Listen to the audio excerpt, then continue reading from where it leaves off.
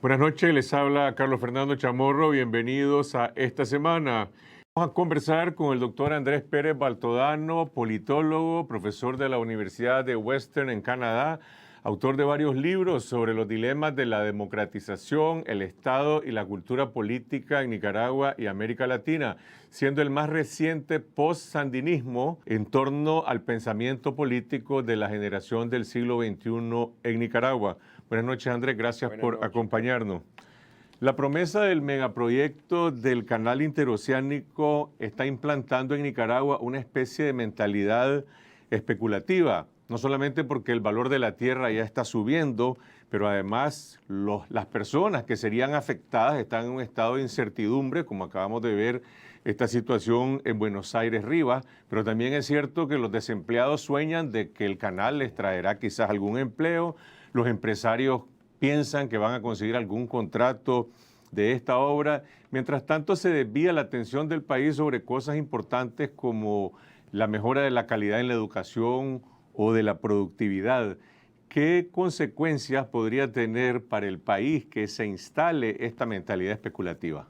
Yo creo que la palabra especulativa es una palabra correcta, Carlos Fernando. Y sí, efectivamente, en mi contacto por ejemplo, conductores de taxi, que siempre son fuentes de información valiosas para mí, el último que tomé le preguntaba del canal y efectivamente me hablaba del canal con gran esperanza. Aquí dice el comandante, va a cambiar este país con ese canal. Entonces ahí hay también una suerte de especulación, ¿no? La especulación mayor es la que hace el mismo Estado. Creo que ahí vale la pena separar la idea de un canal en Nicaragua del proyecto concreto que está empujando este gobierno. Porque la idea de un canal en Nicaragua, pues es una oportunidad, sin lugar a dudas. El proyecto concreto que está promoviendo el Estado, el gobierno, la manera como lo está haciendo, pues a mí me parece que es, y por eso te decía que la palabra especulativa es válida, me parece que es como una suerte de apuesta que hace el Estado en la ruleta de la historia, ¿verdad? Sin medir consecuencias ambientales, consecuencias políticas y otro tipo de consecuencias. Es especulativa en el peor sentido de la palabra, porque da la impresión de que lo que se busca es lograr conseguir algo hoy, que puede ser la creación de esta esperanza que favorece al gobierno, y luego mañana, pues ya Dios dirá. Y esto se monta sobre una serie de acciones voluntaristas y especulativas. Este gobierno juega así con la historia como una ruleta. La relación con Hugo Chávez fue una ruleta también. Todo el mundo sabía que ese proyecto en algún momento iba a entrar en crisis. Pero desde el punto de vista político, la promesa del canal se presenta ahora como algo que le va a poner el sello de la continuidad a largo plazo a este gobierno. Es decir, el mensaje que se le está transmitiendo a la población es para que este megaproyecto se haga, que nadie sabe cuándo, cómo, con qué dinero ni con qué estudio. El requisito fundamental es que el comandante Ortega se mantenga en el poder para que esto se cumpla. Esa es la ganancia inmediata. Esa es la ganancia inmediata. Esa es la apuesta. Hoy se logra algo, mañana ya Dios dirá, porque nadie sabe a ciencia cierta, ellos tampoco lo saben. No, da la impresión de que no lo han meditado, y si lo han meditado, peor, porque las consecuencias de futuro son sumamente peligrosas. La instalación el montaje de un proyecto de esa magnitud en un país dividido como Nicaragua, en un país partido como Nicaragua, en un país sin instituciones sólidas, solo apunta a que la corrupción que existe hoy pues se multiplique. El tema de la soberanía, yo no sé si un gobierno sandinista como este tendría que por lo menos recordar lo que la soberanía significa en la tradición sandinista. ¿Quién va a poner en dudas que este país pasa a formar parte del área de influencia de la China si el proyecto se realiza? Bueno, algunos sectores de la oposición se lo han señalado al gobierno, se han hecho comparaciones con el Tratado de Chamorro-Bryan y se le ha señalado al propio comandante Ortega de estar haciendo una cesión de soberanía que lo coloca en la peor tradición de vendepatrias de Nicaragua. Total. Y cuando se trata de la cuestión ambiental, sin ser yo un experto en esa materia, sí conozco cómo para el Estado, para el gobierno chino, por ejemplo, la baja prioridad que tiene el tema ambiental para el gobierno chino en la China. Entonces no esperemos que los chinos se van a estar preocupando por el Cocibolca, ¿verdad? En Nicaragua. Entonces hay una serie de factores que apuntan a que esto es una mala apuesta. Es una apuesta y eso lo hace riesgoso y peligroso, pero es una mala apuesta. El hecho de que ya hayan protestas, a mí me parece que es, que es esperanzador, los gobiernos los partidos de oposición tendrían que aglutinarse alrededor de ese tema. Un grupo como el del MRS tendría que rescatar el tema de la soberanía nacional dentro de su sandinismo, qué sé yo. Pero bueno, hay protestas y eso es esperanzador. Vos estuviste el viernes en un diálogo con Alejandro Serrano a propósito de la presentación de su obra filosófica con el obispo Báez y el politólogo Peraza, insistiendo Alejandro Serrano siempre en el tema de la Nicaragua posible, de la necesidad de un contrato social de largo plazo. Ahora, lo que hay hoy en Nicaragua, este modelo de alianzas entre el gobierno y el sector privado y los sindicatos oficialistas, que se presenta como una alianza tripartita y que otros sectores lo critican como un modelo corporativista, ¿se puede decir que esto es un nuevo contrato social? No. Lo que existe hoy se parece más es una versión ampliada del famoso pacto que conocemos entre liberales y gobierno sandinista. Esa no es la idea del contrato social y no es la visión que ha proyectado o que ha articulado Alejandro Serrano en su obra, que es la de un contrato social, un acuerdo mínimo, organizado, dice él, alrededor de lo que él conceptualiza como la unidad en la diversidad.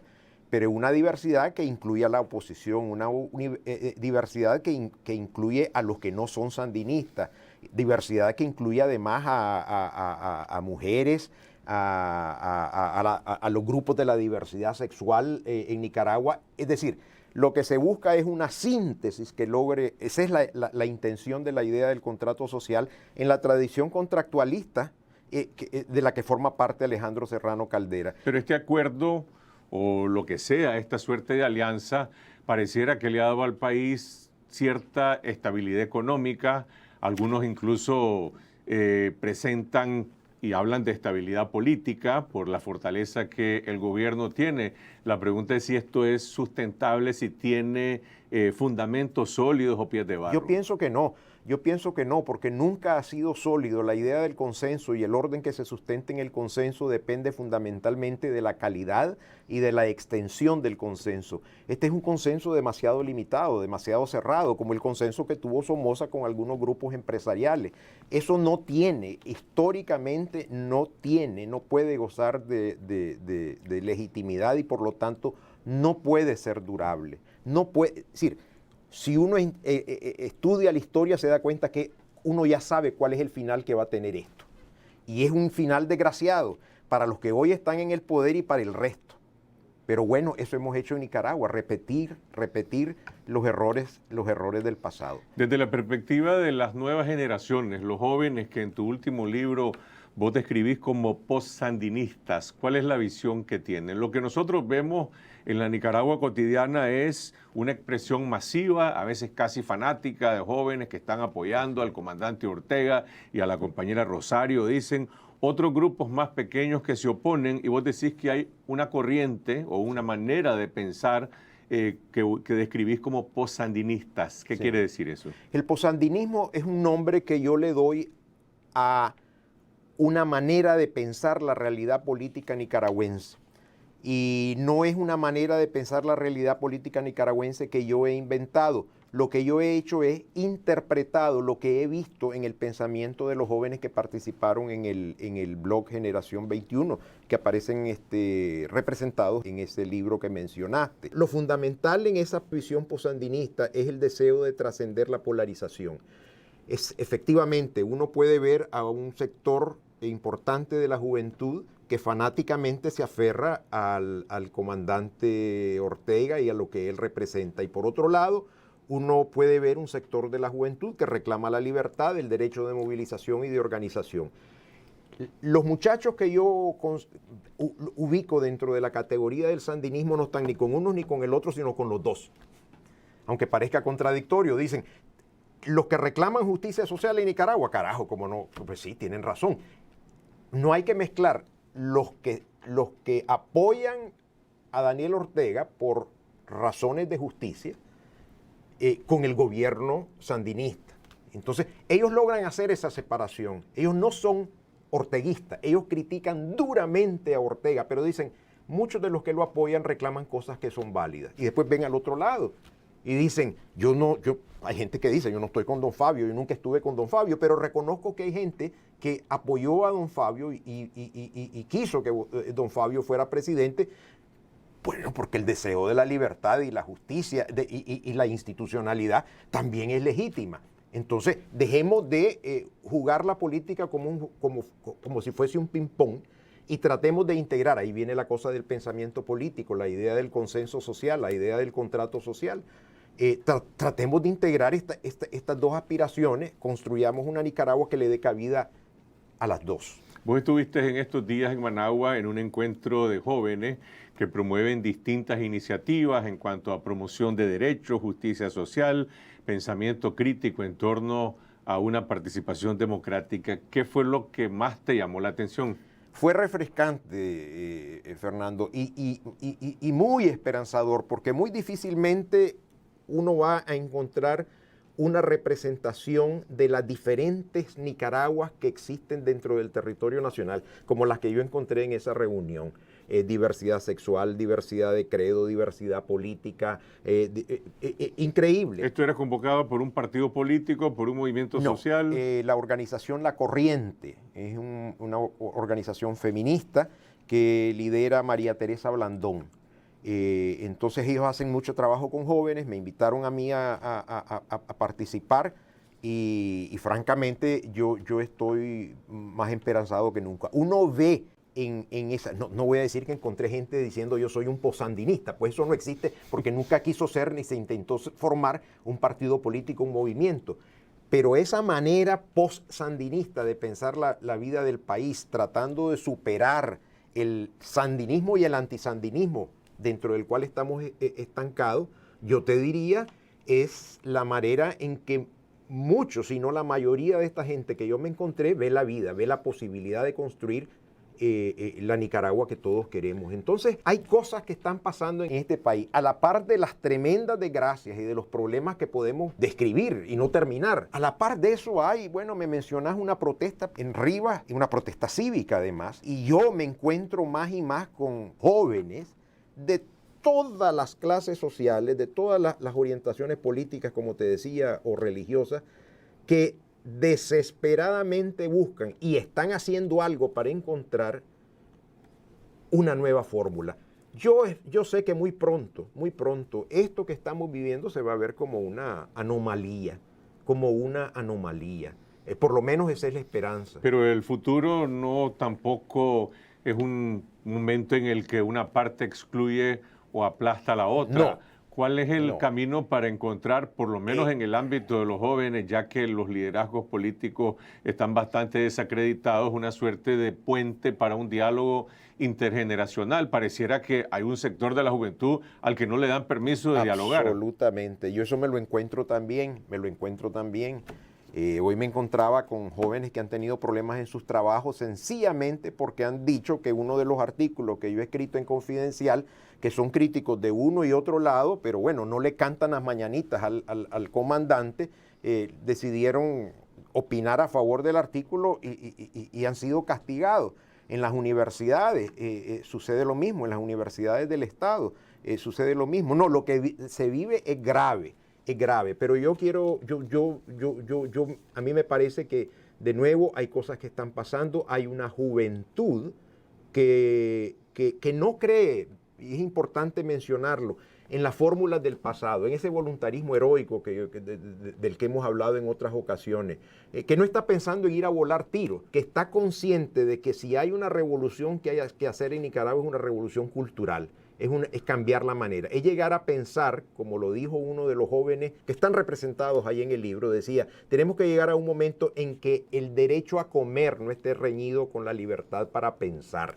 Pero en el estado de desesperanza que predomina, o para otras personas de apatía o de conformismo, también hay quienes están demandando que se proyecten en algún momento gestos dramáticos o actos morales que verdaderamente representen un ejemplo. Efectivamente, hay de todo, pero lo que yo señalo es que hay gente pensando en cómo pensar Nicaragua y que ve en eso una posibilidad. Es decir, hay gente que encuentra que lo teórico, lo filosófico, el pensamiento juega. Y bueno, eso es nuevo dentro del contexto presente, dentro de lo que hemos vivido en los últimos años.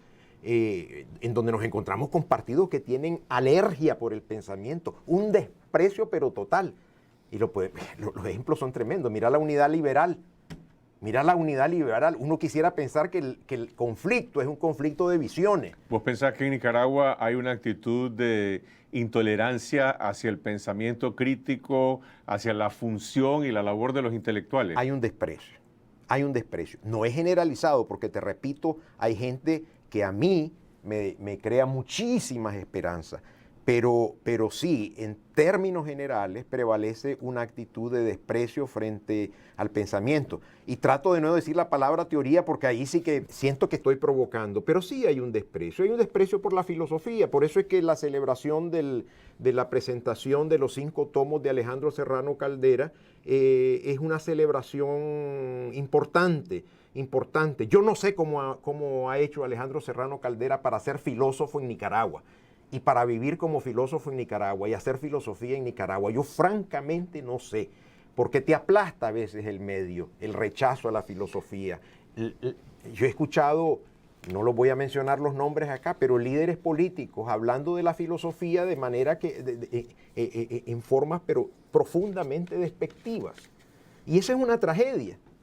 Mencionaste las universidades. ¿Qué papel le atribuís con la tradición histórica de Nicaragua a las universidades públicas, la UNAM? Vos te formaste en la UNAM originalmente en Nicaragua. Yo soy graduado de la UNAM y ahora desafortunadamente no logro entrar a dar clases a la UNAM. Nadie me acepta como supervisor de una tesis. Yo puedo supervisar tesis de doctorado en el Canadá, pero aquí no puedo supervisar tesis de licenciatura porque inventan razones. Pues me han dicho que bueno, que no, que mi formación no es esa, que no es la adecuada. Y lo he intentado. Hace poco alguien me invitó a dar una charla y me sorprendió en León. Y le dije, ¿estás seguro? ¿Me estás bromeando? Y me dijo, no. Y de repente llegó que no, pues que no se puede. Que se canceló. Que se canceló. Entonces, hay lo de la universidad en Nicaragua es una cosa realmente trágica. Porque claro, estamos entrando en la parte negativa, porque dijimos que sí hay una parte negativa a la par de esas esperanzas que yo mencionaba. En tiempos de Somoza la universidad no funcionaba así. La universidad es un islote de libertad.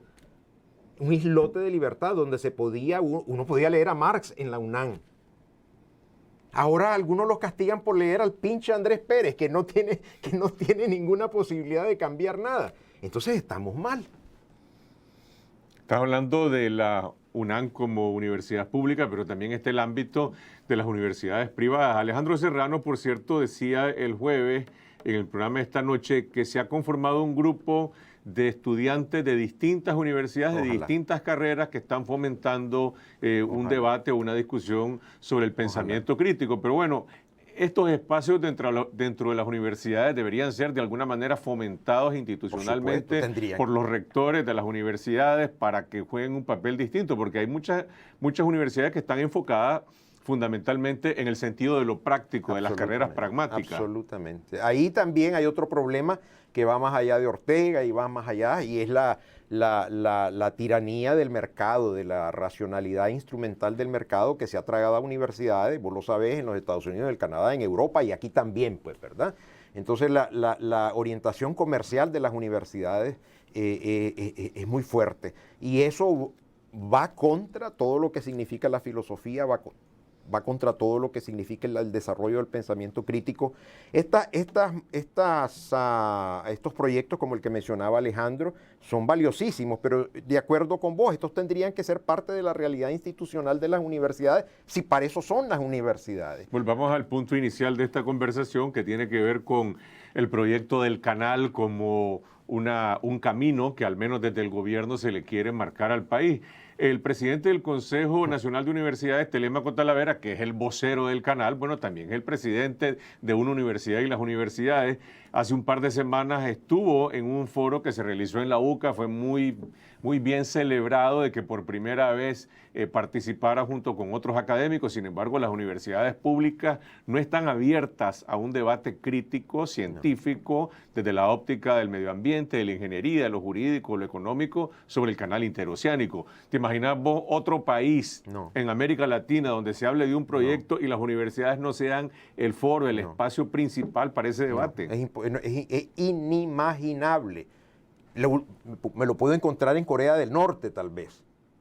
Y países pseudopaíses como eso. No, es impensable. Yo pensé que ibas a mencionar algo que a mí me causó angustia, y fue la idea o la noticia de que la universidad, y corregime si me equivoco, es la UNI, creo, la que dijo que iba a duplicar el número de carreras para responder a las necesidades del canal, volviendo a lo del canal. Son referencias que entiendo yo que ha hecho el ingeniero Talavera, ¿sí? Estamos a duplicar el número de carreras en una universidad, así a corto plazo, para responder a una necesidad inmediata. De nuevo, decir eso es muy poco serio, sin hacer un razonamiento adecuado que te permita explicar cómo universidades que no han logrado institucionalizar de manera adecuada las carreras que tienen, pueden duplicar el número de carreras de la noche a la mañana para responder a esta apuesta que decía. Estamos hablando de un proyecto sobre el cual tampoco se conocen sus estudios ni han sido sometidos a un escrutinio científico independiente, ¿no? Entonces se dice, vamos a tener relaciones con otras universidades. Aquí todo se está haciendo. Obviamente esto, repito, es una mala apuesta, una apuesta a la carrera que forma parte de una serie de improvisaciones que incluyen lo de Chávez, decíamos, incluye la búsqueda de una relación con Rusia, de nuevo, jugando a la ruleta o el canal. Aquí estamos en manos de jugadores, de especuladores. Esa es la realidad. Gracias, Andrés. Nos quedamos con tu mensaje de optimismo. Hay que recuperarlo. De esperanza. Sí. Porque es real. Hay cosas que están sucediendo. Y esta juventud yo creo que no va a dejar de explorar nuevas posibilidades. Gracias al doctor Andrés Pérez Baltodano.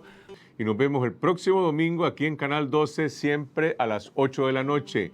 Mientras tanto, que pasen una buena semana. Buenas noches.